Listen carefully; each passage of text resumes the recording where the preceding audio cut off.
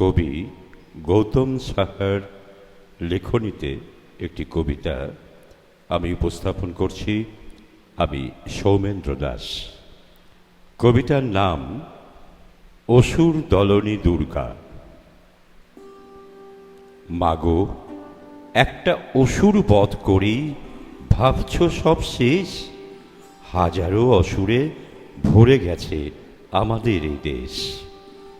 অসুরেরা সব মানুষের মতোই, গুণ তার কত, সুযোগ পেলেই রূপ ধরে নরখাদকের মতো। অসুরেরা সব ভুলেই যায় তারও মা বোন আছে, কেউ কখনো তুলে নিলে বুঝবে তখন পিছে। কত আদরে বেড়ে ওঠা 7 রাজার ধন, হঠাৎ যদি শুনে এমন হয়েছে তার মরণ। সন্তান হারিয়ে জানি না তারা কেমন করে বাঁচে। মাগো, তুমি ওদের রক্ষা করো, রাখো তোমার কাছে। কয়টা অসুরকে মারবে মাগো, সংখ্যায় তারা অনেক। তার চাইতে জাগিয়ে তোলো হারিয়ে যাওয়া বিবেক।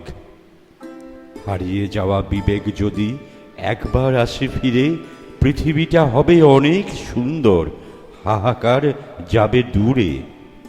সেই দিনটার স্বপ্ন দেখি থাকবো সবাই সুখে, বাবা মায়েরা কষ্ট না পাক কন্যা হারানোর শোকে।